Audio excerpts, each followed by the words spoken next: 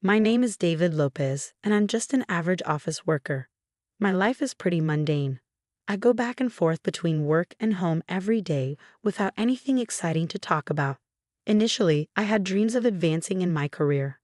But my personality isn't suited for strategic moves, so I often end up with tasks that no one else wants. My inability to refuse assignments works against me.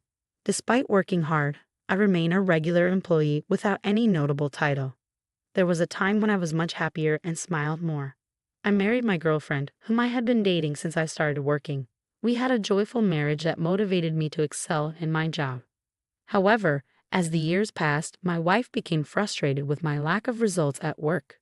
She often expressed her irritation, saying, "I'm sorry, I'm doing my best." But she would respond, "How many years and how many times have you said that?" She had hoped marrying me would lead to a better life. But with my low salary, she felt restricted. Mary loved spending on herself, from beauty treatments to clothes. She thought life would be luxurious because I'm a doctor's son, and my father owned a clinic. However, my father, much like me, had a similar personality. He often charged patients minimal fees and provided care without profit, especially for those struggling financially. He believed people would repay when they could, saying, "Money can't be made if you're not alive." Despite coming from a family of doctors, we never lived a wealthy life. As a child, I never felt dissatisfied or questioned this way of living, and I remain proud of my dad to this day.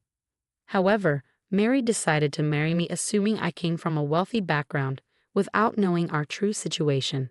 This led to a life completely different from what she had envisioned, and a few years later, she had enough. "I'm done. If this is all we can do, there's no point in being with you. Let's get a divorce," Mary declared one day. "Wait, please. How long do you think I've waited? I'm aging just like you. I need to start over while I still can. I definitely don't want to be a low-income wife like you for the rest of my life," she added harshly, leaving behind only divorce papers. I was angry at myself for not recognizing Mary's true nature and for not being able to prove her wrong with my job performance.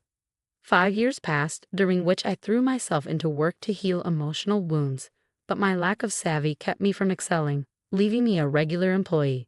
If this continued, what Mary said would come true. I felt utterly miserable. Then, an envelope arrived in my mailbox from Mary. Inside was a wedding invitation.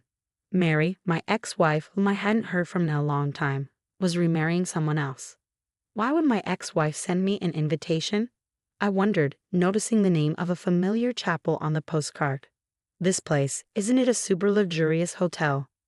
Knowing Mary, she must have chosen a wealthy man as her new partner, planning to flaunt her happiness at a lavish hotel wedding just to emphasize the difference between her life now and our life together.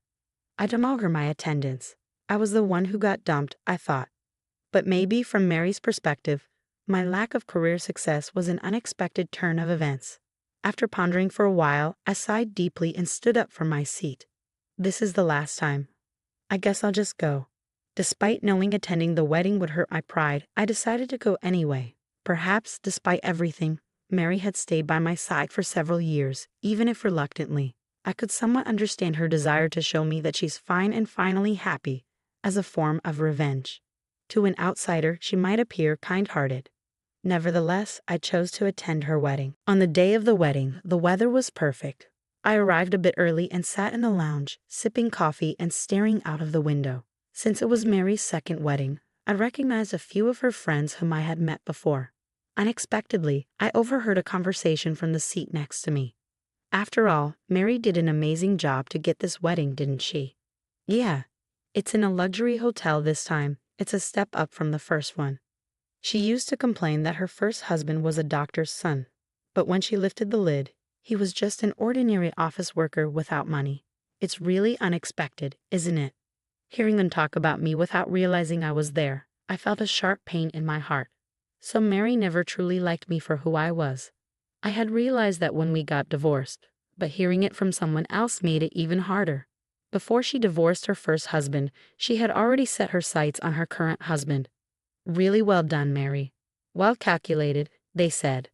I couldn't believe my ears. So that meant Mary was already in a relationship with her current partner before she even divorced me. My pride was shattered into pieces. She looked down on me so much. But she was the one who was cheating. I started regretting even being at the wedding. Trying to maintain composure, I took another sip of my coffee, but my hand was shaking. Then Mary appeared in front of me, all prepared to move to the bridal room. "You really came. You're really a good person, right?" she sneered at me. With a sigh, trying to hold back my anger, I responded, "Consider it my last duty." "Glad you could find happiness." I forced a smile, not liking my own attitude. Mary continued to belittle me. "Isn't it wonderful? It's incomparable to the time with you. Here's a share of happiness for the poor bachelor. Be grateful, will you?" She laughed sarcastically. Just then, a refreshing-looking man spoke to her from behind. It was the groom, her new husband, Richard. "Mary, it seems like the relatives have gathered. Let's hurry to the bridal room," he said. Her husband glanced at me briefly and gave a slight nod. I reflexively nodded back. As Richard and Mary were about to pass by me, Richard spoke with a pleasant smile. "There's still some time before the ceremony.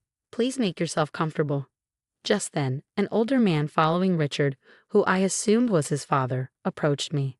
"Excuse me for asking, but may I have your name?"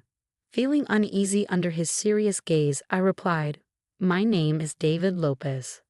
"Is your father a doctor by any chance?" the groom's dad suddenly asked, appearing frantic. Staggering a bit under his intense presence, I nodded in response to his question. Immediately, the color drained from the groom's dad's face, and he raised his voice. "Richard, the wedding is off right now." "What? Dad, what are you talking about?" Richard looked caught off guard by this sudden declaration. Panicked and confused by this unexpected turn of events, I hurriedly stood up from my seat, insisting, "No, I didn't do anything." Ignoring the commotion around us, the groom's dad began to prostrate himself at my feet. The people around us started murmuring and stirring in confusion. "Dad, what are you doing?" "Please, lift your head," Richard urged his father. But his dad remained bowed down, pressing his forehead to the floor without changing his posture. I was completely lost and had no idea what was happening. Caught in this embarrassing situation, Mary turned red with anger and started to lash out. "Can we just talk about this? Lift your head, please." Trying to calm the situation, I persuaded the groom's dad to lift his head. With tears in his eyes, he pleaded for forgiveness, saying, "I'm begging for your forgiveness. I've been unfaithful to Dr. Lopez." It seemed that Charles, the groom's dad, had some past connection with my dad, and this connection was crucial to understanding the truth behind the unfolding drama. I listened intently as Charles began to speak, his words hesitant yet filled with emotion. He explained that he and my father were fellow doctors, and the story he recounted dated back to my early childhood. At that time, Charles was a trainee doctor at the hospital where my dad had recently started his own medical practice. My father was highly respected for his skills, having trained at a renowned university hospital. Charles, attending the Associated Medical School, looked up to my dad and volunteered to train at his hospital to learn various techniques. One day, Charles's wife gave birth, but sadly, the baby was found to have a congenital heart defect. The required heart surgery was risky, and other doctors were hesitant to perform it due to low chances of survival. Desperate, Charles turned to my dad for help. My father agreed to perform the heart surgery and successfully saved the baby's life. However, the medical expenses for such a procedure were substantial, and as a trainee doctor at that time, Charles couldn't afford to pay it all at once. Tears streaming down his face, Charles bowed deeply and asked my dad if he could repay the amount in installments. My dad simply laughed and shook his head, saying, "Someday, when you become a great doctor and have the means, come back and repay me. I guarantee you'll definitely become a great doctor." After this incident, Charles was sent abroad to study medicine and didn't return for several years. However, he never forgot his promise to my dad and continued to save money for the repayment. As Charles shared this story with tears in his eyes, it became clear why he was so deeply affected upon learning my identity. His heartfelt commitment to fulfilling his debt to my father showed the profound impact my dad had on his life and career. As Charles continued his story, he explained that upon returning to the United States, he discovered that my dad's hospital had closed down, and their contact information had changed, leading to a loss of touch between them. The weight of being unable to repay the debt had burdened him for years, and upon seeing me at the hotel and noting my resemblance to my dad, he was overcome with emotion. "I'm truly sorry.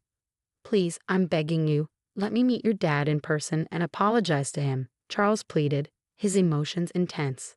Feeling Charles's deep sincerity, I responded calmly, "That sounds just like something my dad would do. But my dad has already passed away." Upon hearing this news, Charles stood there in shock.